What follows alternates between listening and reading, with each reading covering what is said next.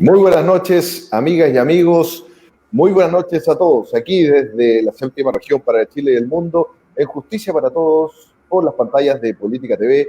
Somos un canal independiente y pluralista. Tenemos el agrado de entrevistar y tener una grata conversación en este momento con el doctor en Derecho y magíster en Economía, aparte de ser profesor de la Universidad Autónoma de Chile, don Rodrigo García Lehmann. Mucho gusto. ¿Cómo está usted? Muy bien, pues muchas gracias por la invitación, Nicolás. Por supuesto, la idea de Justicia para Todos es poder entregar una visión distinta, objetiva y pluralista, obviamente, con respecto de las temáticas sociopolíticas, económicas, más aún que estamos en un evento, en un momento de nuestra nación bastante interesante, bastante complejo. Y qué mejor que hacerlo con aquellos que son expertos y que han dedicado su vida no solamente a los estudios, sino, hablando de usted, es una persona que, junto con ser docente y profesor, ha participado activamente con opinión en los distintos medios de comunicación, ya sea diario digital, diarios normales, digamos, en papel, como inclusive el Mercurio, el Legal, Diario Financiero, y con distintos artículos analizando el derecho desde distintas perspectivas, análisis económico u otro. Pero vamos a lo que nos convoca. Se cumplió hace pocos días un año del denominado estallido social. ¿Cuáles son los conceptos que usted podría tener o podría entender cómo surge o por qué surge este, entre comillas, movimiento donde se está exigiendo a la clase política de la ciudadanía cambios radicales en la calidad de vida que tienen los chilenos? Bueno, tal vez es una pregunta interesante y bastante difícil de responder. Yo creo que la mayoría, mucha gente anticipó en cierta medida el estallido social, gente del mundo de la izquierda, y la verdad es que sí había unos ciertos, digamos, antecedentes de esto, que yo creo que se dan básicamente en el día de... en las convulsiones que se producen en Chile a través del Día del Joven Combatiente, ¿no? Nosotros, Nicolás, yo también estuve muchos años en el Maule, y cuando vine a Santiago, bueno, una de las cosas que más me impactó fue el nivel de violencia que se daba ese día, el día del joven combatiente. Resulta que se quemaban buses, se atacaban comisarías, con una violencia excesiva que ya se estaba empezando a justificar. A eso, CIPER Chile, con Mónica González, hace cada cierto tiempo un interesante estudio en torno a las poblaciones que se han visto invadidas por el narco. Y básicamente ha ido en aumento desde alrededor de 400.000 personas en poblaciones hace 15, 20 años, hasta hoy día 3 millones de chilenos que viven en narcopoblación.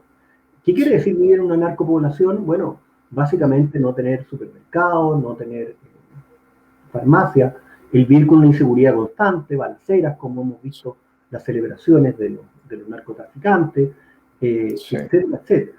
O sea, vivir al margen del Estado o de la sociedad, si ustedes quieren. Y eso yo creo que es lo que hemos empezado a vivir en Chile.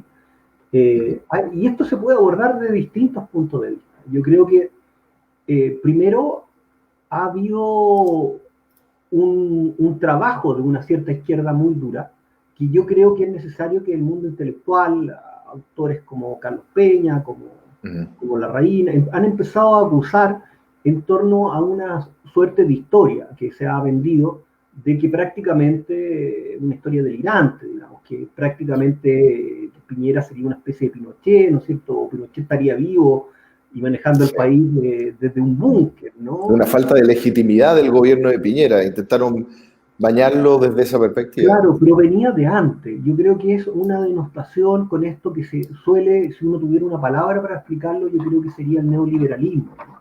Porque cuando tú dices neoliberalismo se arma como una confusión de cosas, sí, y un sentimiento en torno a que tú estás luchando contra un sistema opresivo. Es verdad que Chile tiene una gran diferencia en Gini entre los más ricos y los más pobres, Y mañosamente tenemos que insistir en que los gobiernos de la concertación y el primer gobierno del presidente Piñera fueron sumamente exitosos. Es decir, yo tengo 56 años y te puedo asegurar, Nicolás, que la calidad de vida en Chile ha mejorado, pero es que es una cosa, pero realmente que no tiene parangón. En La Chile, movilidad social.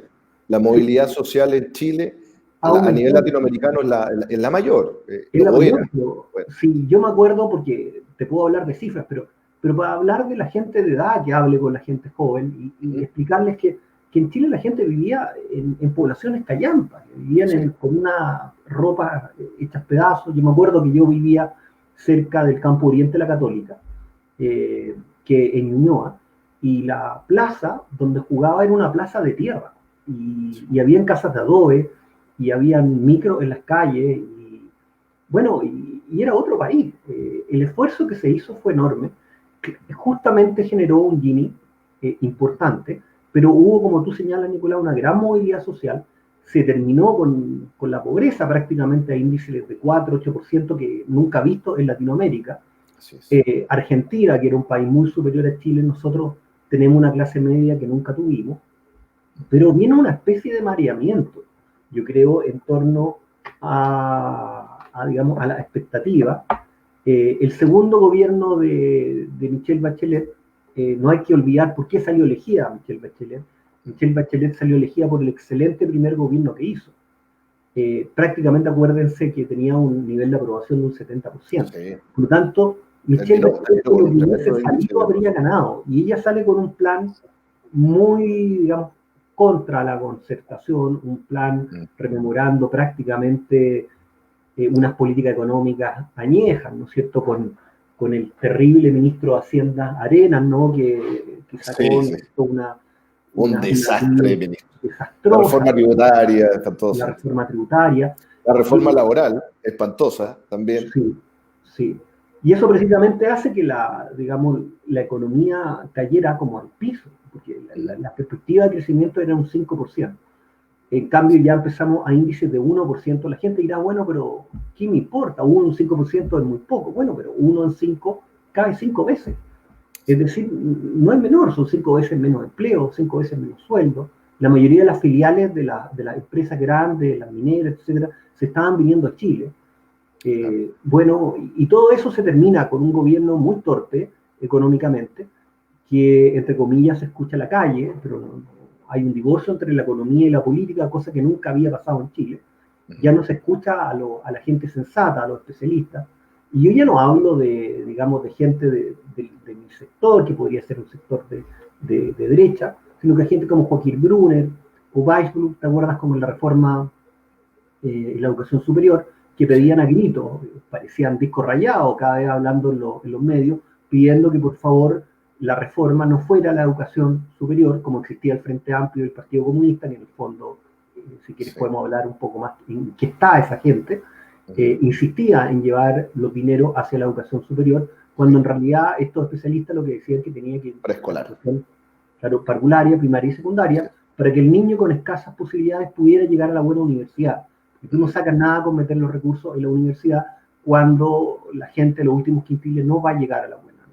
Eso es cierto. Y Y el gobierno de Michelle Bachelet termina con la guinda de la torta cuando hace una presentación de una nueva constitución, pero la gente debe entender que eso no fue al azar, o sea, fue como algo políticamente ya tenía que decir ese momento histórico para después empezar el gobierno de Piñera, bueno, bastante complejo. sí, yo creo que, y volviendo al tema del neoliberalismo, ¿Mm? aquí se vende una cosa, ¿no? Se vende un poco esta tensión que existe normalmente en las democracias modernas entre economía y política, porque el corazón de la política va hacia un lado y la economía te pone un poco la sensatez o la especialidad, te dice, mira, en realidad tú quieres llegar acá, pero se puede llegar no en 2 años, sino que en 10, y estas son las restricciones, y ahí tiene que haber una negociación muy importante, pero para romper con esto se habla del neoliberalismo, así como una especie de volver al pasado, a un pinochetismo exacerbado. Entonces el neoliberalismo nos lleva a los años 73, como si no hubiese pasado nada, y en realidad lo único que importa acá es la política, ¿no? La economía pasa a estar en un segundo plano, y lo más penoso de toda esta situación es que la centroizquierda, que yo creo que Chile le debe mucho a la centroizquierda, a esos gobiernos de la Concertación, pero sin embargo, obviamente que después de 4 periodos presidenciales se debilita con un desgaste enorme, porque obviamente ya no tienen los ideales al principio, entra gente oportunista, Así es. ya, te fijas, empiezan a darse síntomas de corrupción. No había una carta GAN, no tenían objetivo en común. Claro, y empieza la corrupción, digamos, a horadar el sistema, y hoy día pierde la credibilidad. Y cuando tú tienes, porque seguimos teniendo izquierda o derecha, aunque digan que la ideología pasó, básicamente la centroizquierda se desdibuja, y si uno ve las reformas que se han generado en Chile desde el segundo gobierno de la Bachelet, han sido puras reformas contra mercado. Es verdad que han habido abusos de parte de, digamos, y fallas importantes en torno al mercado, pero las soluciones no iban por las vías que se adoptaron. Ya vimos un caso, que era el caso de la educación superior. Fíjate que el sistema de, digamos, de créditos blandos para la educación superior con un país creciendo es un sistema mucho más solidario que un sistema de igualdad material, porque lo que haces tú, digamos, es que tú recibes un crédito para poder estudiar en una buena universidad y además puedes recibir una beca alimenticia, un suplemento, y con un crédito blando tú lo devuelves para que otra persona pueda estudiar. Entonces tienes una inversión fuerte, un par de años, pero luego el sistema se empieza a retroalimentar, y con que basta que ya cubra un 40, un 60%, ya es suficiente, y el sistema se para solo. En cambio, ¿qué tenemos hoy día? Bueno, hoy día tenemos un sistema de gratuidad que le genera un forado enorme al fisco, que genera, ¿no es cierto?, problemas de captura en la educación superior y malas decisiones, porque básicamente, y esto es importante que la gente lo entienda, cuando uno piensa en un sistema de mercado, eso es porque el sistema de mercado toma buenas decisiones. Entonces, básicamente, cuando tú ves un precio de mercado, es porque eso vale eso. Ahora, eso no quiere decir que tú no puedas intervenir y establecer un subsidio, pero el precio de mercado, en el fondo, te determina cuál es el interés de las personas, o cómo valoran las personas las cosas, y te lo hace de una forma mucho mejor que cualquier, digamos, grupo de iluminados, o de economistas, o de eruditos, te lo hace de mucho mejor forma y te genera los incentivos. Y aquí tenemos una de las cosas más paradójicas. Fíjense que el sistema de mercado fue la que generó precisamente de que se creara una gran masa de profesionales en Chile como nunca había visto, cosa que el Estado nunca lo habría hecho. La pregunta que tenemos hacia el futuro, si nos cargamos, ¿no es cierto?, el sistema del lucro de la educación superior, que es lo que hicimos, bueno, ¿quién va a invertir en educación superior hacia el futuro? Y tenemos, ¿no es cierto?, que Laura se está yendo, que la mayoría, ¿no es cierto?, de la gente que haya invertido en educación superior seguramente también lo va a hacer, y luego cuando midamos qué pasa en los próximos 15 años, si no hay inversión de entes sin fines de lucro, que no veo, digamos, de dónde van a sacar los recursos para invertir, o el Estado, vamos a tener cada vez una más precaria educación superior. Entonces, volvemos a lo mismo. Hay una tensión entre política y economía que yo creo que la Concertación resolvió adecuadamente. Y hoy día esta extrema izquierda que viene el Frente Amplio y el Partido Comunista inventó esta historia, ¿no es cierto?, el neoliberalismo, un poco para que, oigan, olvídense la economía, esto, digamos, se soluciona fácil. Un romanticismo exacerbado. Claro, pero yo diría, más que romanticismo, Nicolás, quiero ser muy duro, es mala fe, porque la verdad es que yo tengo amigos de izquierda. Yo creo que hace 15 años yo creía en la buena fe de ellos. Yo decía, bueno, es posible que yo, digamos, teniendo este corazoncito liberal, ¿no?, o esta tendencia hacia el liberalismo y la economía, vean las cosas de forma distinta. Y ello simplemente es un juego dentro de la democracia. Pero cuando uno ve los resultados de Argentina, cuando ve los resultados de Venezuela, cuando ve esas políticas que se están trayendo cada vez más a Chile, que son las mismas, hay que decirle a los ciudadanos, resulta que esta idea de expropiar, ¿no es cierto?, los fondos de la AFP, de terminar cada vez con los mercados, con la educación superior, de intervenir malamente la salud, etcétera, son cosas que en Argentina se aplicaron hace 15, 20 años y vemos los resultados, ¿no? Sí. Inclusive por el tema de la AFP. Si ponen el ejemplo de la AFP en Argentina, efectivamente se había cambiado el modelo y resulta que ahora tienen un sistema quebrado. Claro, porque resulta que cuando expropien, bueno, básicamente cuando expropien los fondos van a decir, bueno, igual que como hicieron los chavistas con el petróleo, van a poder crear clientelismo y darle un subsidio de 500.000 pesos a los dos últimos quintiles, tener votación asegurada por los próximos 8 años, pero después de eso, ¿qué queda? Bueno, el Banco Central va a empezar a emitir billetes, entonces van a haber 8 años que va a ser el milagro, digamos, de izquierda en Chile, y luego la inflación. La hiperinflación y bueno, y la pobreza, ¿no? Si básicamente el sistema de mercado es lo que genera la riqueza. Entonces no hay que perderse en esto, tampoco hay que perderse en el tema que lamentablemente yo creo que a partir del segundo gobierno de Bachelet se perdió una gran oportunidad de generar mayor igualdad como igualdad de oportunidades en Chile, porque el sistema de mercado en Chile no era lo suficiente, o sea, no generaba la suficientemente riqueza para poder focalizar adecuadamente. Y eso recién yo creo que se empieza a producir en Chile en los últimos gobiernos digamos, de Piñera y Bachelet, ¿no? Y lamentablemente esa gran oportunidad que tuvimos de haber hecho bien las cosas no la farreamos, la hicimos mal. Sí, la verdad es que invertimos en educación superior 3% del PIB y ya vemos, la evidencia nos dice que eso ya no... Y en ciencia, y en tecnología... Bueno, ahora nosotros hemos conversado en otro momento y hemos visto que a nivel de ciencia, Chile, claro, tiene en el norte, tiene el litio, tiene el cobre, pero resulta que ahora los estudios en superconductores de electricidad aparecieron, o sea que literalmente el país va a pasar a dejar de producir esto o va a dejar de tener un requerimiento por parte de las potencias en relación al cobre o al litio. Y aquello que nos daba sustento económico para poder financiar todas las políticas que se querían realizar, ciertamente que no lo vamos a tener. Eso, claro, se venía del grafeno anteriormente, y también hay un punto muy importante, porque los países ricos no suelen ser países extractores o con materias primas, muchas materias primas. Es verdad que hay excepciones. Estados Unidos siempre ha sido un país muy rico. En Europa también tiene un cierto nivel, pero cada vez menos. Pero Japón, por ejemplo, o Corea, etcétera, son países que no tienen una gran cantidad de recursos y han logrado desarrollarse. Entonces, hay una historia. Yo me acuerdo que cuando hablaba, ¿no es cierto?, Guille, de que había que crear superconductores en Chile, que yo lo escuché en la universidad cuando estudiaba, y que la verdad es que uno sabe que son tonteras, digamos. Si tú empiezas a estudiar el tema de los superconductores, digamos, de meterle, están subsidiados por China, por lo tanto no hay forma de competir con ellos. Así es. Y la verdad es que tú puedes generar, digamos, crecimiento y puedes generar exportación en la medida en que te vas enfocando. Y en eso, básicamente, la educación es primordial. Y también ahí estamos perdiendo la batalla, ¿no? Está muy ideologizado. Lamentablemente, el colegio de profesores, hay gente que está armando la revolución. Y aquí volvemos un poco al tema que empezamos, Nicolás, que siempre era previsible. Bueno, la verdad es que mucha gente que vivía en una burbuja, entre los cuales yo me cuento, y que tal vez en ese sentido no veíamos la pobreza en los últimos quintiles, las narcopoblaciones, etcétera, hay gente que se ha aprovechado de este fenómeno, porque en Latinoamérica hay algo que nunca hay que olvidar, que nosotros tenemos ya lamentablemente el chavismo en la médula de Latinoamérica. Las elecciones en Bolivia, ¿no es cierto?, va a hacer que vuelva, posiblemente pueda ocurrir lo mismo en Ecuador. En Argentina ya está en lo que sabemos, Brasil se está librando, Colombia un poco, Chile, bueno, el Perú está con problemas.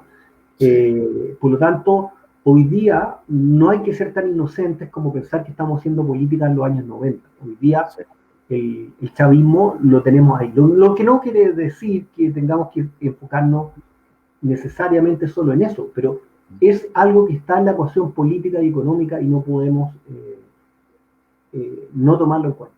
Y es tan relevante que si tú analizas las últimas leyes de mercado que se han sacado, son todas leyes contra mercado influidos en ese pensamiento. Lo que es muy grave, porque el centro, de alguna forma, lo hemos perdido y hemos perdido la valentía, la gente que cree el centro, de luchar en contra de estas tendencias y decirle a la gente, volver a la esperanza y decirle, no, si es posible crecer, es posible generar igualdad de oportunidades y se pueden hacer las dos cosas. La democracia es importante, los derechos humanos también, pero con una visión sensata que conjugue adecuadamente economía y política.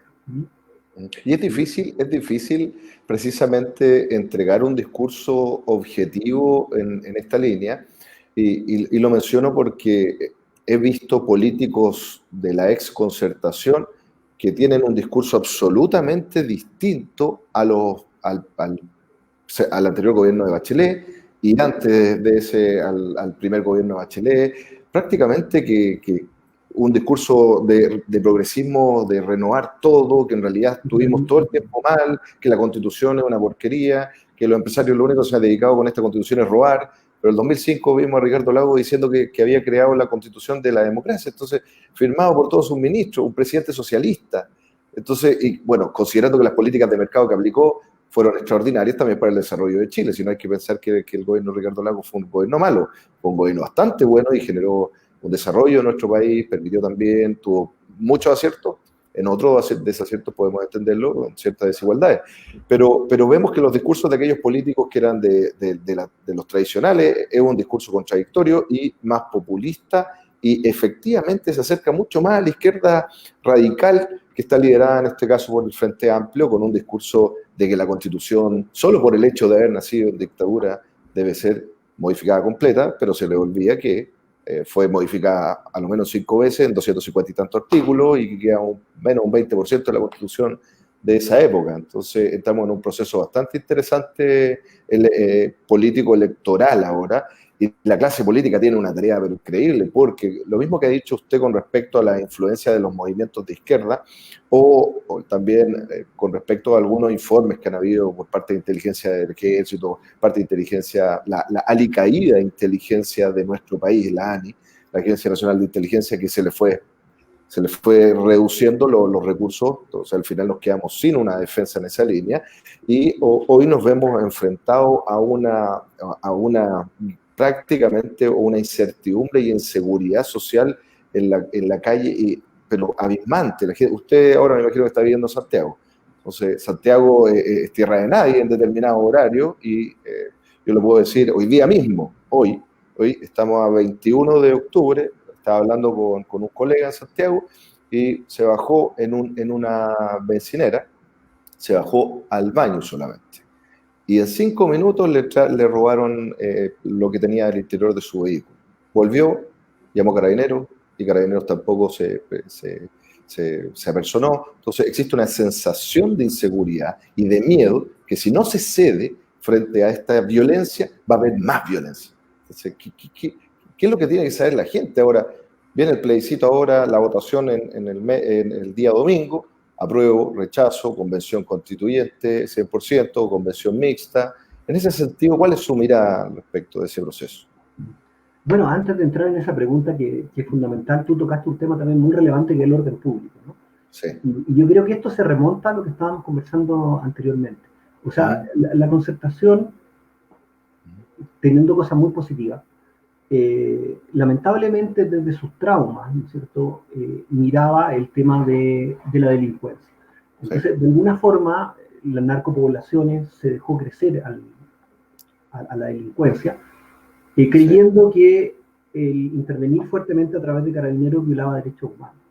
Entonces, esta visión de no entender que, digamos, los narcotraficantes tienen derechos humanos, pero también los tienen los pobladores y los ciudadanos, y que para atacar, digamos, el narcotráfico, bueno, hay que hacerlo fuertemente. No digo, digamos, violando derechos fundamentales, sino que hacerlo con inteligencia, intervenir las poblaciones, meter retenes de carabineros. Las políticas, digamos, sociales no van a funcionar si es que no sacamos el narcotráfico de las poblaciones. Porque por mucho que tengamos hospitales, educación, etcétera, si queremos que los niños se eduquen, si un niño tiene droga en su ambiente, no tiene, digamos, sus vínculos familiares, ¿no es cierto?, sociales, comunales, bien constituidos, bueno, ese niño seguramente su ídolo va a ser alguien que se dedica al narcotráfico. El profesor va a estar asustado. En la sala de clase no se va a generar un movimiento virtuoso hacia el estudio y tenemos la batalla perdida. Entonces, la concertación pues, es un fenómeno muy extraño en torno a este, digamos, complejo de culpa por haber sido torturado, digamos, es una cosa muy rara, de no darse cuenta de que en realidad la protección de los ciudadanos era la verdadera protección de los derechos humanos. Entonces ahí se violaron en realidad al revés los derechos humanos, y esto llega, ¿no? Y yo lo vinculo con el Día del Joven Combatiente, en que estos síntomas de extrema violencia se van repitiendo.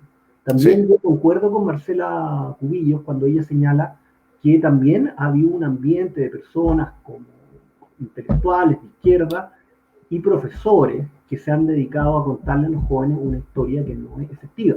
Yo me acuerdo que Banken, no sé si... Sí, estuve viendo. Que Banken tuvo una reacción, bueno, yo creo correcta en torno a la violencia. Muy sensata, tuvo una reacción muy sensata siendo un pensador de izquierda. Sí. Y a mí me encanta esa izquierda de centro, democrática, ¿no? Que ve la violencia y no tiene temor en decir esto está mal, esto no es correcto. Entonces, a él se le acercó un venezolano que le estaban, digamos, destruyendo siempre su entorno y empezó a conversar con los jóvenes. Y los jóvenes le decían que estaban luchando por él para que todos tuvieran los mismos derechos que tenían con la Venezuela de Chávez. Entonces, Banken se agregaba algo más, decía, bueno, agregaba que el venezolano decía, ¿cómo yo le voy a decir a estos jóvenes que eso es mentira? Y Banken daba una vuelta más a la tuerca y decía, bueno, pero ¿quién, digamos, éticamente o con una espalda moral adecuada puede decirle a estos jóvenes que están equivocados? Y aquí, fíjate, Nicolás, vamos a vincular con un tema esencial que es la causa de todo. En mi concepción, esta es la verdadera causa de la caída de Latinoamérica, que tiene que ver con la caída de los partidos políticos. Entonces, lo que nos ocurre en Latinoamérica, lo que ocurrió en Venezuela, lo que ocurrió en Argentina, etcétera, lo que ocurre en toda Latinoamérica, es que nosotros, los latinoamericanos, lamentablemente, no participamos en la democracia como deberíamos hacerlo, a través de los partidos políticos.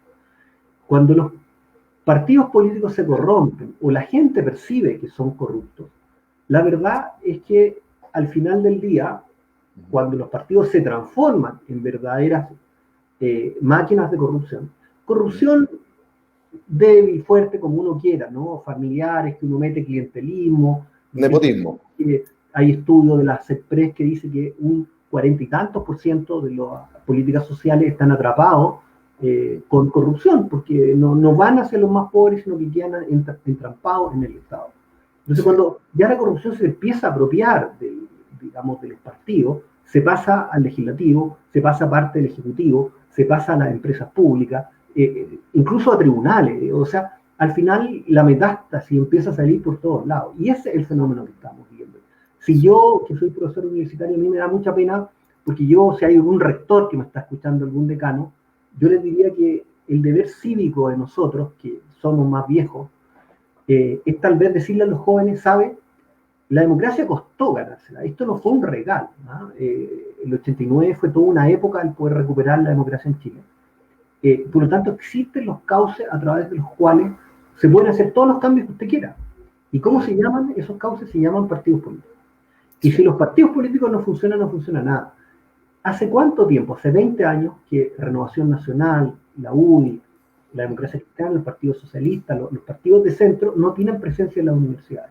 Bueno, esto es un drama. O sea, esta es la verdadera causa del problema, porque jamás habríamos llegado a esto si hubiesen los ciudadanos participado a través de los partidos políticos en las decisiones públicas. No se habría producido nada de esto, y si se hubiese producido tendríamos los líderes que lo podrían atajar.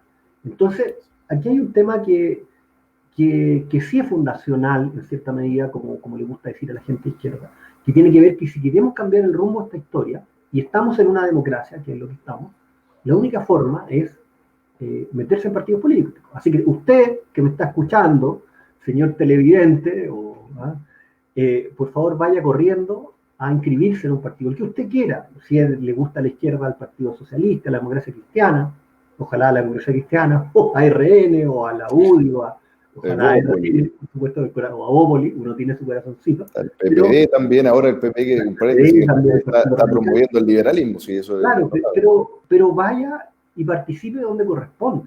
Claro. A mí me dio mucha pena, y yo eché de menos cuando la gente empezó a salir a las calles y celebraba ese millón. Yo te prometo que yo tenía rabia. A mí estas cosas no me dan miedo, me dan rabia, porque cuando veía que se quemaba a raíz de esto, yo decía, ¿cómo esa gente que sale a celebrar no hace el link? Que es verdad que de parte de ellos no hay violencia, pero eso produce que otras personas cometen un grado de violencia que es una locura. O sea, los Yo niveles... no la veo, hay muchas imágenes, muchísimas imágenes de violencia social, de irreverencia y de gente festejando a través de las redes sociales con la impunidad de sus actos violentistas. Y ya llegamos a un punto en el cual a determinados segmentos les da absolutamente lo mismo. Nosotros estamos viendo aquí en la pantalla, estamos viendo marchas, vamos a ver qué es lo que pasa. Que las marchas uno tiene que validarlas cuando son dentro de un contexto democrático, no hay problema. Un punto súper importante. Las marchas hoy día no son válidas. ¿Por qué no son válidas hoy día las marchas?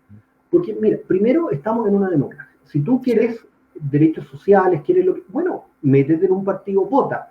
Si no le gustaba a Piñera, bueno, tenía guía y decía exactamente lo que estamos haciendo ahora, que a mí me parece un desastre. Sí. Yo voté por Piñera, pero ahí estaba, vaya y vote, encauce la democracia. Entonces, las marchas, primero, ya no son tan legítimas, pero esto primero que dije no es tan importante como lo segundo.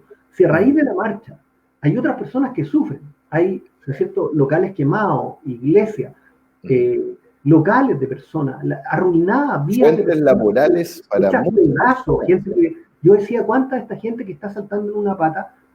Escuchen usted que su papá, su mamá, su tío va a quedar en la calle gracias a la utilización que se está haciendo de ellos, porque en el fondo aquí hay una utilización. Si ese no era el mecanismo, y manifestarse siempre está bien, salvo cuando a propósito de una manifestación se están cometiendo delitos. Ahí dejó de ser legítimo. Yo no creo que sean legítimas las manifestaciones en estas circunstancias. O sea, lo primero, y esto fue hace un año atrás, habría sido recuperar el orden público. ¿Y recuperarlo cómo? Pero si no era tan difícil, un gran acuerdo nacional entre la centro-izquierda y la centro-derecha con un estado de sitio, con que salieran los militares, con los fiscales, con el Ministerio Público, que no hubiese habido violación a los derechos humanos, y que simplemente la gente que estaba haciendo esto, culatazo, a los camiones, detenidos y presos, con jueces de garantía y fiscales que hubiesen hecho su trabajo con pruebas, con debido proceso.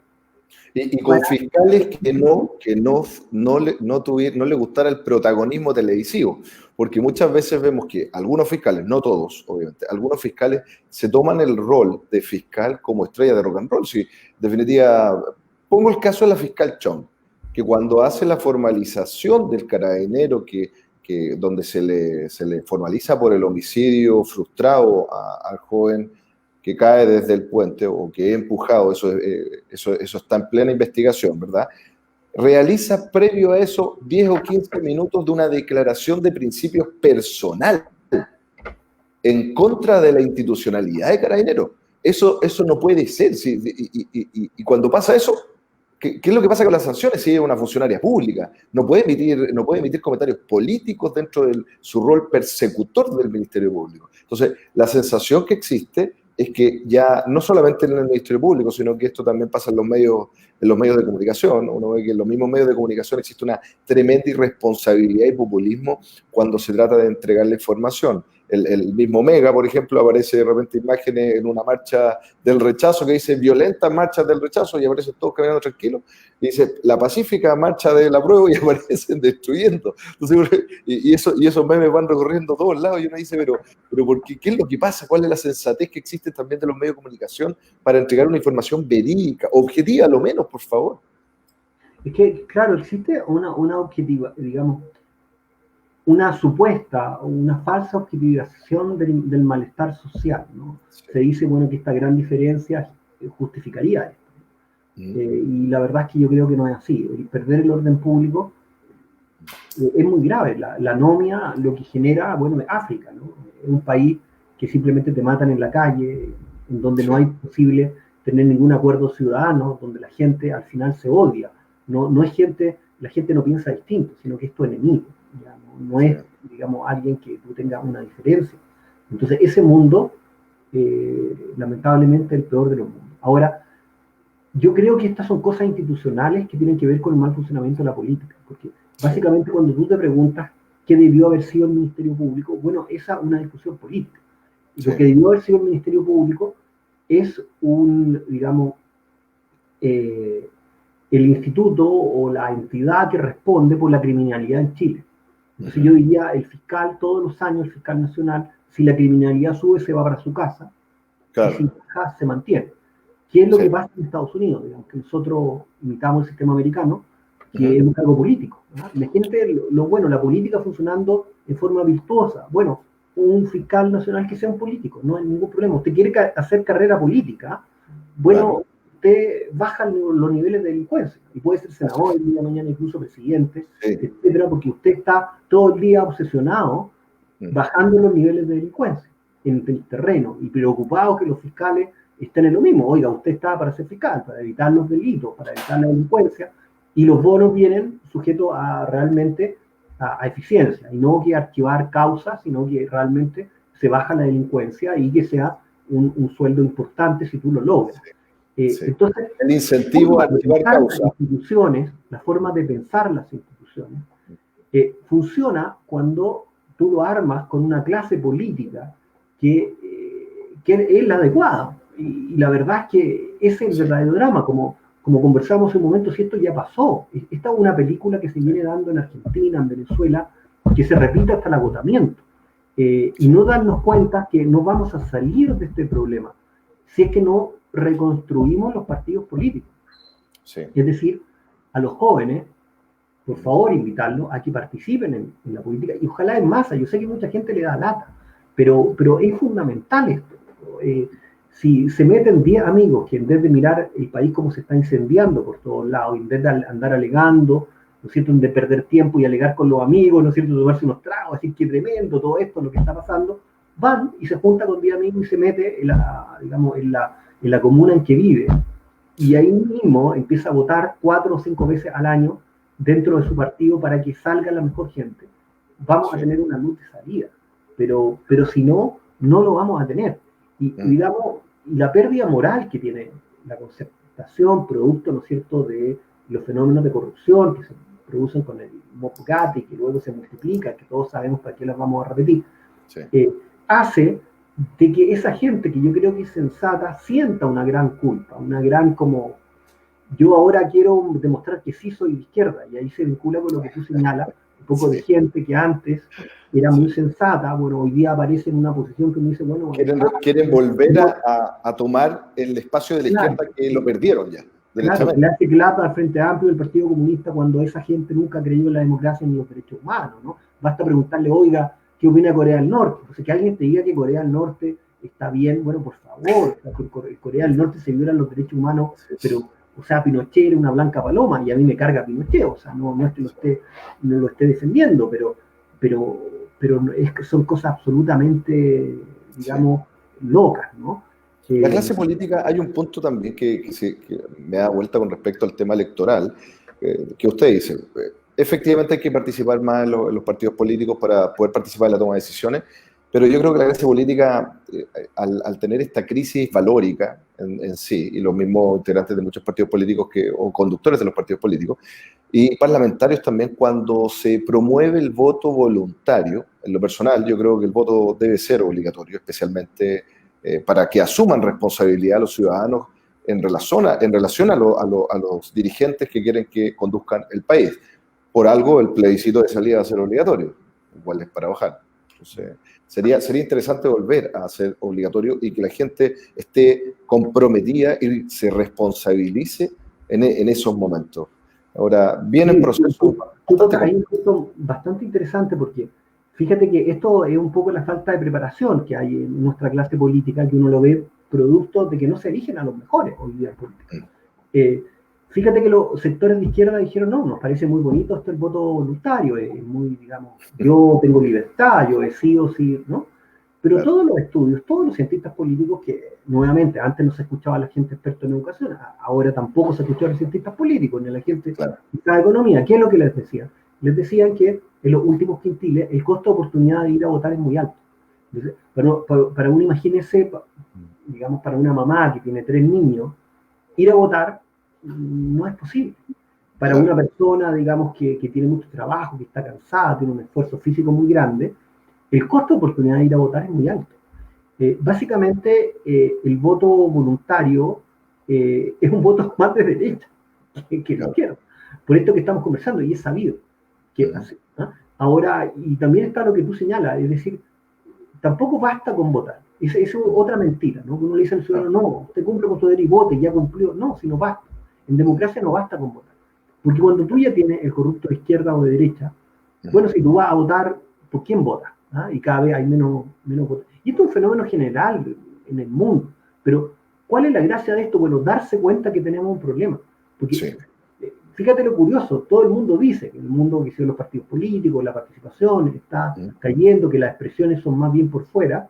Y la gran pregunta entonces, bueno, entonces, ¿qué trabajo tenemos que hacer para reconducir la discusión política a la plaza pública? ¿Y cuál es la plaza pública? Los partidos políticos. Entonces, este es el gran tema. Sí. Nicolás, este es el gran tema de Latinoamérica. El gran tema de Latinoamérica, si queremos salir de estos problemas económicos, etcétera, etcétera, de todo, no vamos a salir si los partidos políticos no empiezan a funcionar. Sí. Y esta historia del Frente Amplio a mí me preocupa muchísimo, porque si tú analizas las leyes desde el segundo gobierno de la Bachelet, todas las leyes relevantes, el 10% de la AFP, la ley de huelga indefinida, la ley de subir impuestos, la ley en materia de educación superior, las leyes, fíjate, una ley absurda que fijó un máximo de interés para las tarjetas, que tú dirías, me parece muy bueno, o sea, que la gente pobre en los últimos quintiles pague menos interés y que bajemos el máximo de interés que se puede cobrar. Pero ¿qué hace eso? Si tú no entiendes de economía, a ti eso te puede parecer bueno, pero alguien que haya visto un manual mínimo de economía sabe que las tasas de interés lo que cobra es el riesgo. En los dos últimos quintiles el riesgo de incobrabilidad es muy alto, por lo tanto las tasas son muy altas. Por lo tanto, si tú estableces un tope, lo que tú haces es impedir que se financien los últimos quintiles. Y si no se financia, ¿qué pasa? Bueno, entra al mercado negro. Entonces, esta ley, que es solo un ejemplo, esta ley que, por cierto, todos los diputados, los senadores cantaron, se tomaron de la mano y dijeron, bueno, estamos luchando en contra de los poderosos, ¿qué hizo? Tiró a la gente más pobre en manos de las mafias que hoy día existen de prestamistas.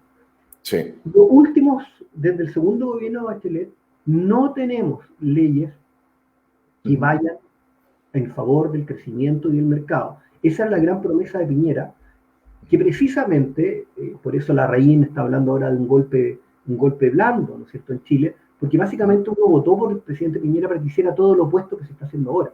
Sí. Y esto no quiere decir que no se puedan hacer políticas sociales desde el pensamiento liberal. Lo que pasa es que las políticas sociales desde el pensamiento liberal son inteligentes, resultan. Hay que fijarlo focalizando y no generando un estado de bienestar.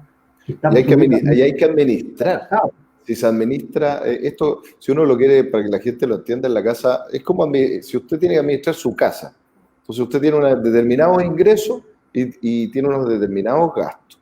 Pero no puede aumentar tanto los gastos porque o si no se va a consumir todos sus ingresos, se va a endeudar y puede perder todas las cosas que vaya adquiriendo.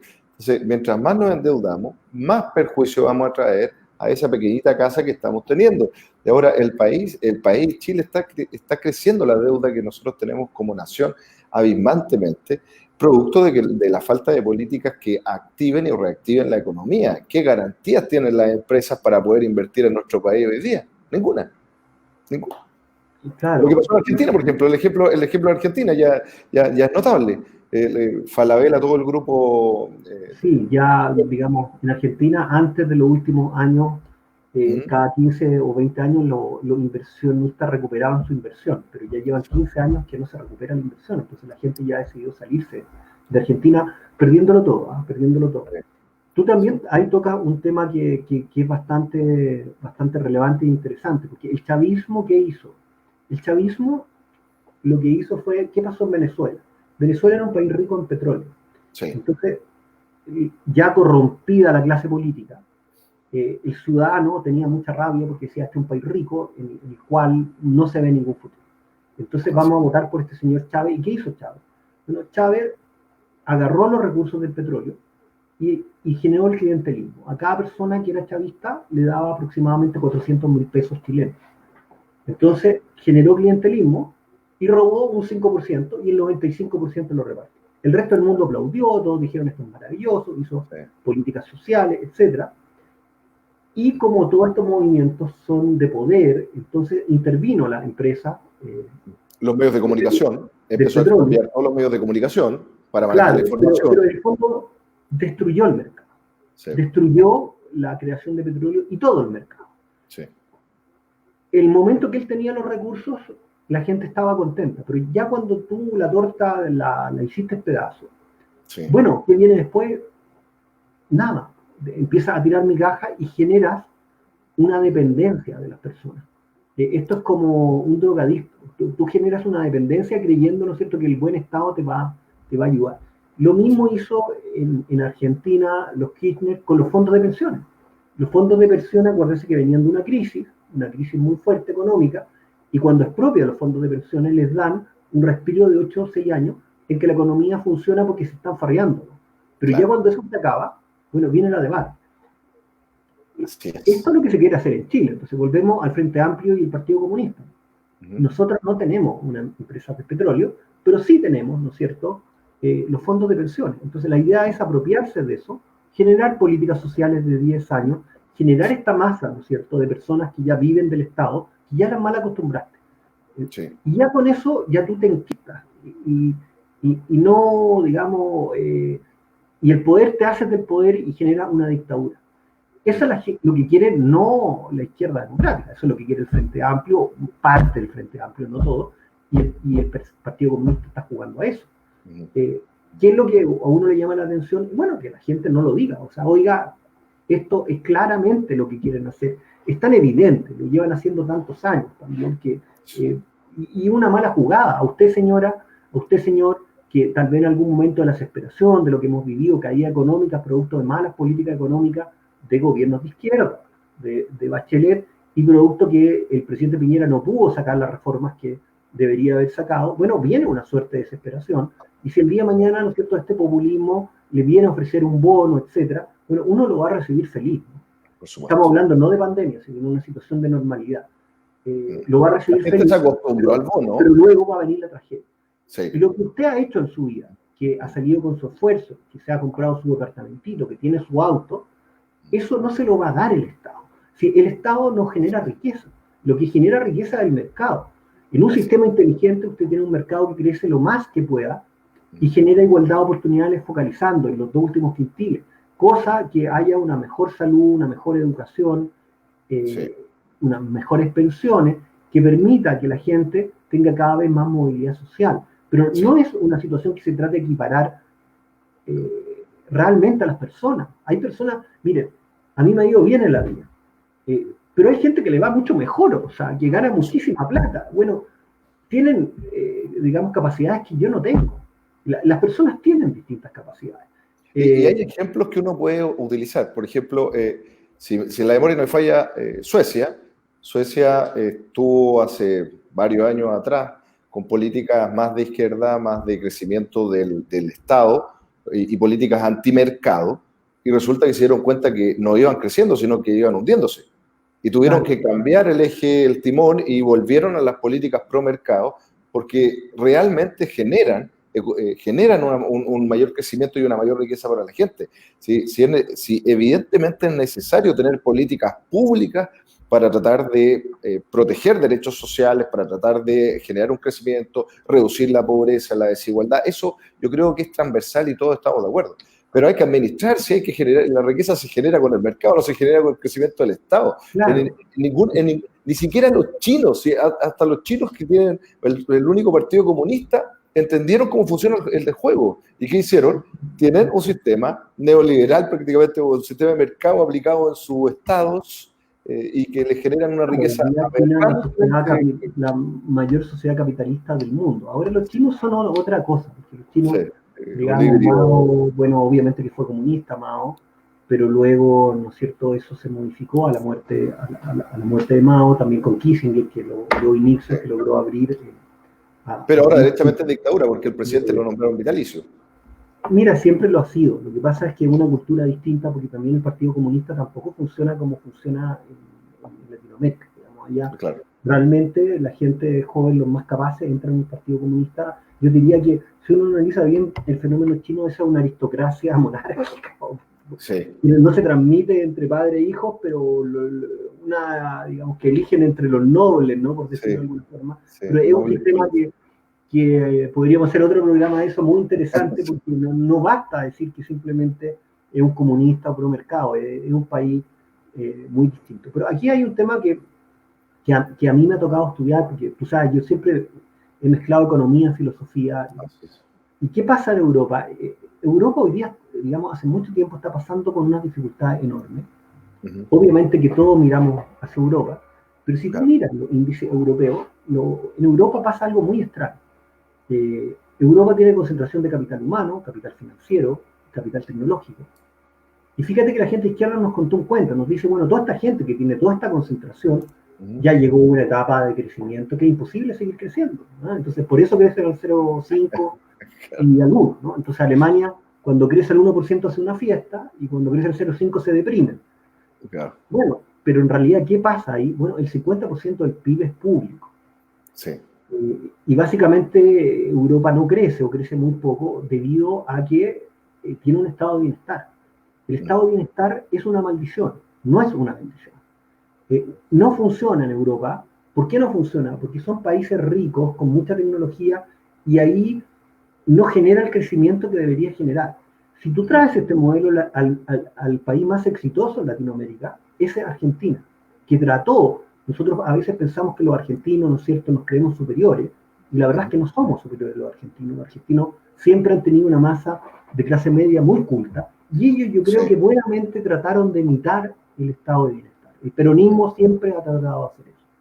Y el estado de bienestar tiene una gran falla, y que lo plantea, digamos, que sigue en filosofía a Rawls. Y yo creo que Rawls es un verdadero desastre en torno a sus planteamientos filosóficos, porque básicamente lo que tú tratas de promover democráticamente son bienes primarios en los cuales no funciona el mercado. ¿Cuál es el problema cuando tú promueves bienes primarios? Que la decisión tú tienes que tomarla por mayoría. Entonces, primero es la salud, la educación, las pensiones, y luego el sistema productivo. Entonces, en Europa tú tienes la política agraria común, y tú produces agriculturalmente por cuotas, y les pagas unos precios enormes a los agricultores. Entonces, todo lo que tú produces en las grandes empresas, en la BMW, la Volkswagen, tú la traspasas a un área improductiva, y eso genera mucha frustración. Si tú ese modelo lo traes a Latinoamérica, nosotros no tenemos la BMW, no tenemos, ¿no? ¿Cuál es el drama latinoamericano de verdad? El drama latinoamericano, y si le digo a ustedes jóvenes que este es el verdadero drama en Latinoamérica. Si ustedes paran a un europeo en la calle y le dicen, oiga, a ver, mencióneme 3 empresas importantes latinoamericanas, y el europeo no te va a decir ninguna. Tú paras a un boliviano, a un chileno, y le preguntas, hábleme de 10 empresas alemanas, y te va a nombrar 8. Entonces, el tema es cómo nosotros generamos riqueza. Ese es el tema en Latinoamérica. Ese es el tema que nos puede llevar al verdadero desarrollo. El liberalismo, no la caricatura que tratan de levantar la gente de extrema izquierda, con los resultados que vemos en Venezuela y Argentina, es muy diferente. El liberalismo te enseña políticas sanas económicas. Por ejemplo, tú te puedes plantear si hoy día la tecnología se produce adecuadamente a través de un monopolio. Y tú podrías crearla a través de una tasa. Hoy día, todo lo que producimos en tecnología lo protegemos a través de un monopolio. ¿Por qué? Porque al inventor le damos un monopolio y él puede fijar un precio monopolista. Entonces, si usted, señora, se enferma y sale un medicamento para mejorar el cáncer, va a tener que pagar una cifra astronómica. Así es. ¿Se podría haber hecho distinto? Sí. Pues. El liberalismo y la economía viene planteando que se puede pagar una tasa, que pagarle un 4% al que inventa por un convenio internacional. Entonces, yo soy un laboratorio, creo el remedio para el cáncer y tengo que liberar la patente, y cada vez que un laboratorio lo paga, tiene que pagarme el 4% de la venta. Bueno, igualmente hay un incentivo enorme para la inversión y para la investigación. No es necesario generar un monopolio. Así es. Digamos, el movimiento de personas, el liberalismo nos dice que tiene que haber en el mundo libre movimiento de personas, y no lo hay. El liberalismo nos otorga, y la economía, una serie de herramientas. Por ejemplo, la colusión. La colusión técnicamente se puede solucionar muy fácil. Usted se establece, mucha gente dice, ¿por qué no establecemos penas? Y ahora hay penas de cárcel para la colusión. Eso es un absurdo, porque opera como un seguro. Si tú y yo, Nicolás, nos coludimos, y sabemos que cualquiera que delate al otro va a ir preso, bueno, se acabó. Entonces, en el fondo, la pena de cárcel Claro. Juega como un seguro a favor de la colusión. Y fíjense, claro. Y esta gente en el Congreso nos dice, no, maravilloso, frenamos la colusión. Y resulta que vemos que hay multas que se establecen, no voy a decir a Ponce-Lerú, que digamos son irrisorias. Entonces, cuando uno establece una pena que equivale, por ejemplo, al 5 veces la posible beneficio que se obtuvo a través de la colusión, bueno, se acaba la colusión, porque los agentes son racionales. Entonces, si usted sabe y yo lo pillo, y hay delación compensada, y se aplican todas las figuras modernas de colusión, bueno, lo pillo y le cobro una multa de $3.000 millones y digo, oiga, yo tengo 200, no puedo, bueno, no importa, se vende, se licita la empresa, la adquiere otro señor y usted la pierde. Así es. Nada de eso, se acabó la colusión en Chile. Entonces, ¿y de dónde vienen estas soluciones? Bueno, vienen del mundo de la economía, es el liberalismo, es el famoso neoliberalismo, el cual, digamos, la extrema izquierda se ha solazado, ¿no es cierto?, gracias a que no hay gente de derecha que le explique esto a la gente, o gente de centro, porque gente como Andrés Velasco, Oscar muy sensato Andrés Velasco. Gente muy sensata, pero lamentablemente no existe la suficiente fuerza para defender la idea. Ahora, tú tocaste un tema también que yo sé que, ¿no es cierto?, el tema de la Constitución, ¿no?, que de alguna forma es algo que tenemos que discutir. Se nos viene este proceso, el día domingo ya el plebiscito. ¿Cuál es tu pronóstico? ¿Viene su pronóstico apruebo, rechazo, convención constituyente, convención mixta? La verdad es que es difícil hacer un pronóstico, por varias razones. Bueno, sabemos que hay encuestas que esto indica que va a ganar el apruebo. Sin embargo, digamos, hay un tal nivel de inseguridad en esta votación que también da un poco de risa, ¿no? Porque la izquierda dice, bueno, aquí, ¿no es cierto?, los viejitos no van a ir a votar y los jóvenes sí, porque los viejitos van a tener susto de contagiarse. Bueno, pero eso es una suposición. Puede ser que los viejitos estén asustados y con agallas y a pesar del susto, ¿no es cierto?, vayan a votar. Puede pasar cualquier cosa. O sea, esto de creer que la elección está 100% ganada, yo no sé, tengo mis dudas, que yo creo que puede pasar muchas cosas. Ahora, obviamente la mayoría de las encuestas indican que van a ganar el apruebo. Ahora, pero el tema fundamental es nuevamente el mismo, la crisis de los partidos. Fíjate, Nicolás, que los temas constitucionales se los dejamos a los constitucionalistas discutiendo solamente si hay principio de subsidiariedad, cosa que podemos discutirlo, o principio intervencionista del Estado, ¿no es cierto? O igualdad material y violación de las empresas. ¿Cuál de los dos, no?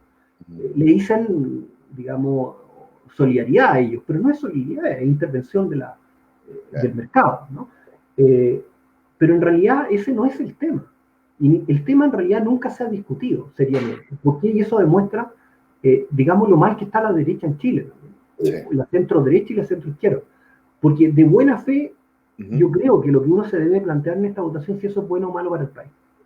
Así es. Eso es todo lo que importa, si esto es bueno o malo. Yo creo que la gente tiene dudas. La gente, me ha tocado la oportunidad de conversar con colegas, abogados, también con profesionales de distintas áreas, y lo cierto es que existe un manto de desinformación y desconocimiento del sistema electoral chileno, del contenido de la Constitución, de la ejecución de la Constitución, de cuáles son las garantías, de efectivamente el tema del agua, que permanentemente he visto colegas que aberrantemente dicen que con respecto al tema de la propiedad del agua, que las personas son dueñas del agua.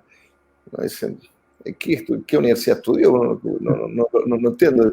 Y aparece Stingo, este abogado que aparece que está en los matinales diciendo que, oye, ¿en qué país del mundo el agua es privada y todo? Bueno, había que contarle que es un derecho real lo que se tiene y no es la propiedad sobre el agua propiamente tal, entre otras cosas. Entonces, hay mucha desinformación y la gente dice, bueno, pero es que necesitamos un cambio, dice.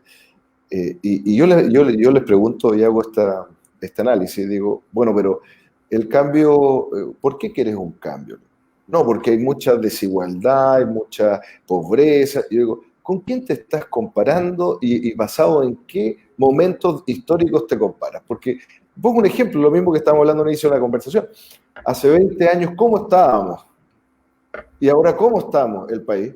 Y resulta que ¿cómo están nuestros pares latinoamericanos si uno lo ve? Porque tiene que compararse con algo para saber si está bien o está mal. Y resulta que cuando empezamos con eso, dicen, oh, en realidad no estamos tan mal. Pero hay una sensación que ya está enquistada en la sociedad chilena de que la Constitución les va a entregar mejores pensiones, una mejor calidad de vida, que van a poder acceder a toda la tecnología que quieren, porque si no se frustran y van a quemar todas las cosas que quieran, total hay impunidad. Entonces, hay que contarle a la gente que no funciona así. Lo que usted ha dicho majaderamente es economía y políticas públicas y bases morales, éticas de los partidos políticos. Entonces, vamos, el plebiscito, las encuestas dicen que va a ganar el apruebo, perfecto, pero contémosle a la gente cómo es el sistema electoral, porque los partidos políticos vendieron, o los políticos vendieron, de que esta era iba a ser la constitución del pueblo, con una participación de los independientes muy importante, y resulta que no es así.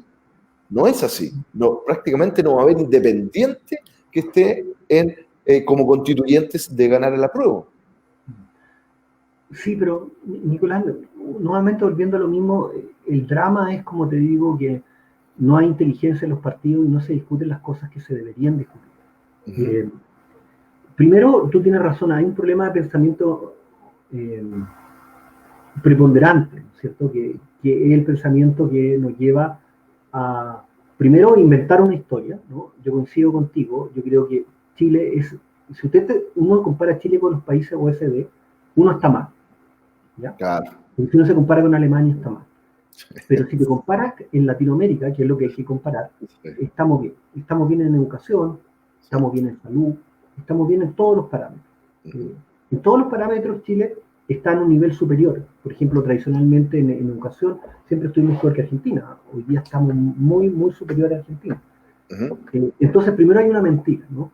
Y la mentira consiste en compararnos con los países OCDE. Si nosotros nos invitaron a la OCDE precisamente a raíz de las políticas liberales que se aplicaron en Chile, que generó, ¿no es cierto?, que su población tuviera movilidad social, que se acabara casi con la pobreza y que se generaran expectativas de crecimiento y de crecimiento personal, ¿no? Y por eso nos invitaron a ser país OCDE, pero no es que de verdad lo seamos. Entonces está la Fundación Sol, majaderamente comparándose con los países nórdicos. ¿Se imagina, señor, que Chile va a ser un país como los países nórdicos? Eso no va a pasar. Entonces hay una mentira. Es una mentira, es un cuento, es una narrativa. La izquierda ha sido capaz de construir narrativa, una izquierda malintencionada narrativa, ¿no?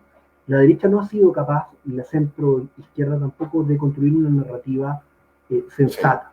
O sea, ahí hay un tema, pero también hay otro tema que uno tiene que preguntarse, bueno, y ahí uno podemos entrar, digamos, en tema de igualdad de oportunidades, que es el gran tema, ¿no es cierto? Igualdad material versus igualdad de oportunidades. Yo creo que igualdad de oportunidades es el verdadero modelo, y no el de igualdad material, que parece muy bonito, pero lleva a la intervención fuerte del Estado y hacia la dictadura. En el fondo, en Europa se va corriendo el tejo y no llegan a una dictadura porque tienen una unión de diferentes estados que cuando Austria se pone demasiado fascista, pues le dicen, bueno, te vamos a echar si es que elige a un neonazi, ¿no? Entonces, hay sistemas de control que nosotros no tenemos. Entonces, ahí hay un gran tema que yo sé que es la discusión de fondo. Pero hay un tema que es técnico y que no se ha discutido. Y es el siguiente. Nosotros nos dimos unas reglas para digamos, aprobar la Constitución, que consiste en la famosa regla de los 2/3. Lo que lleva a la hoja en blanco. ¿Por qué el profesor Fernando Atria hablaba de la hoja en blanco? Bueno, primero porque no existía una Constitución, digamos, la Constitución anterior ya no vinculaba, no quedaba nada, o sea, no porque un título no esté, se va a tomar el de la Constitución, o sea, la hoja en blanco. Pero el segundo aspecto, y más relevante, consiste en que lo que no esté en esa hoja va a ir a la ley, por simple mayoría. Eso sí que es peligroso. Y hay un veto de 1/3. Claro. Entonces, el tema es, ¿cuál va a ser la estrategia del país? Yeah. Podemos hacer una estrategia sensata en torno a los derechos sociales, pero ¿cuál va a ser la estrategia? ¿El Banco Central va a ser independiente? Todos van a decir, no, sí, va a ser independiente. Ya, ponemos ¿no es cierto?, en la Constitución, el Banco Central es independiente. Pero si va la ley y los consejeros son elegidos políticamente, porque es lo que quiere la extrema izquierda. Lo que quiere la extrema izquierda es emitir para generar hiperinflación a través de la emisión, ¿no es cierto? Acuérdense de Chávez, darle, ¿no es cierto?, a los chilenos 200, 300 mil pesos mensuales, que después van a ser 1.000. En el futuro vale el equivalente monetario 7.000 pesos de hoy día, que es lo que reciben los venezolanos, porque se van empobreciendo. Entonces quiere llegar a la emisión monetaria necesariamente. Acuérdense, esto la izquierda lo va a pelear, pero a muerte, el poder emitir. Ellos quieren emitir. Segundo, bueno, en Chile, ya de la Constitución, creo que del 33 y la del 25, se establecía que, digamos, las leyes que requieren financiamiento son de iniciativa exclusiva del presidente. Que es muy sensato, porque los parlamentarios quieren quedar bien con la gente, entonces imagínense que empiezan a sacar leyes y leyes, aumentan el gasto social, generan inflación, y el Ejecutivo no tiene cómo frenarlo y tiene que darle los recursos, y dónde los saca, bueno, suena la economía, ¿no? Entonces, ¿dónde va a estar ese control? El Poder Judicial va a ser independiente, realmente, se va a través de una ley, por ejemplo, establecer, como se hizo en su momento en Venezuela, una suerte de ente superior que va a intervenir el Poder Judicial y va a echar a todos los que piensan distintos para luego empezar a expropiar. Entonces, hay dos preguntas clave en materia de constitución. Primero, ¿cuáles son los resguardos frente a una dictadura chavista? ¿Por qué? No porque uno, digamos, sea un tipo pesimista, sino basta mirar el vecindario. El problema de Argentina, el problema de Venezuela, el problema de Bolivia, etcétera, son movimientos chavistas que no son democráticos y que van a tratar de colarse en Chile. Entonces, institucionalmente, primero, ¿cuáles van a ser nuestros resguardos en torno a una regla que sea de 2/3? Claro. Primer resguardo, entonces, primera batería de defensa. La segunda batería de defensa es ¿qué modelo vamos a adoptar? Tenemos que tener un modelo. Nosotros no somos Estados Unidos. Estados Unidos, cuando establece la constitución mínima, el federalismo está muy debilitado, porque son las colonias, son 10, 11 colonias que después van creciendo, y están en contra digamos, del poder central. Los estados quieren tener su independencia. Nueva York quiere hacer sus cosas, los distintos estados, Texas, etcétera, ¿no? Entonces, que todavía no existe, ¿no es cierto? Después se puso la elección de Texas, pero en el fondo tiene una inercia propia, una estrategia de crecimiento hacia los empresarios, hacia el nivel de empresa, generar riqueza, que es tan propio en el modelo americano. ¿Cuál va a ser nuestro modelo? Y esta pregunta es vital. Resulta que si no tenemos un modelo en la Constitución, que no discutimos y nos matamos y llegamos a un acuerdo, corremos el riesgo que cada vez que se elija un presidente que tenga mayoría en el Congreso, vamos a tener un modelo. O sea, cada 6 años vamos a refundar. Como Perú. Señora, ¿se imagina que eso, o sea, 6 años de socialdemócrata, 6 años de liberalismo, 6 años de estatismo? Es un desastre, un desastre. Claro, vamos a llegar y vamos a medir, ¿no es cierto?, qué pasó, ¿no es cierto?, en los últimos 30 años, y va a ser un verdadero desastre. Ahora, todo esto puede ser que no ocurra, nuevamente, si tuviéramos partidos sensatos. Si el centro izquierda es capaz de ponerse de acuerdo con el centro derecha y establecer esas baterías que nos protejan en contra de un Bolsonaro, pero que también nos protejan en contra de un Chávez, bueno, estamos listos. Pero ¿usted cree de verdad que eso se va a producir cuando no son capaces de ponerse ni siquiera en los últimos 20 años o 15 años con la Comisión Marcel, que dijo cuál era la reforma en materia previsional? Estamos metidos en un lío de la reforma previsional porque no se aplicó lo que indicaba la Comisión Marcel, y hasta hoy día no se logran poner de acuerdo, y mágicamente esas personas que nunca se ponen de acuerdo se van a poner de acuerdo en una constitución. Y aquí vamos al tema, el constituyente. Nuevamente es un error. Es un error, ¿por qué? O sea, yo también entiendo el tema del constituyente, pero ¿cuál es digamos, la tragedia más que el error? Que los partidos políticos no funcionan. Si lo normal es que los partidos políticos sean los que armen las constituciones. No es normal que los independientes armen las constituciones. Uno no espera que llegue un tipo, ¿no es cierto?, un Barce que venga de la calle, o tú o yo, que venga un iluminado y diga, a ver, cabros, aquí yo les traigo, ¿no es cierto?, la sapiencia. La solución. Espera que los partidos. Pero eso fue lo que vendieron los partidos políticos. Pero, no, sí, pero aquí viene el absurdo, ¿no? Aquí viene el absurdo, que en un sistema democrático uno no espera que el independiente venga a establecer. Uno quiere que el partido político lo haga. Sí, pero tenemos los partidos políticos por el suelo. Entonces viene el tercer argumento, que consiste en que vayamos por una mixta o vayamos por una constituyente. Los partidos políticos obviamente van a ser los actores. Sí. Y si no son capaces de ponerse de acuerdo ahora, ¿a quién me quiere explicar cómo se van a poner de acuerdo de aquí a 2 años? A eso le sumamos otra cosa que es muy relevante, Bueno, los constitucionalistas no hablan de la situación en que está Chile hoy día. Hoy día Chile está quebrado. Si esa es la verdad, Chile está quebrado porque perdió el orden público. Ya no solamente por un tema de inversión, ni siquiera que obviamente que es muy relevante, por un tema de malas leyes, sino que quién sensatamente vendría seriamente a invertir fuertemente en Chile. Es verdad que este último trimestre hubo un aumento importante de la inversión, pero si uno lo analiza, desde el 2014, más o menos de 21.000 millones, que era lo que la inversión extranjera, del 2015, aquí lo estoy viendo, el 2016 son 12, el 2017 5.800, el 2018 6.000, el 2019 10.000 y este año va a subir bastante. Pero nosotros veníamos a tasas de inversión de 20 y tantos mil millones de dólares, que es lo que generaba un crecimiento de un 5%, un 4%. Y eso hoy día se ve muy difícil. Entonces, dado este escenario, nosotros nos vamos a sentar a discutir durante 2 años, primero, una constitución, segundo, a generar políticas distributivas. ¿Alguien me quiere decir de dónde va a salir la plata para esas políticas distributivas? ¿Las vamos a pagar con deuda? Esa es la idea. O sea, vamos a pagar con deuda que empezamos el término de este periodo puede llegar a un 40% del PIB, en un tiempo más puede llegar a un 60%, y que tenemos que empezar a pagar.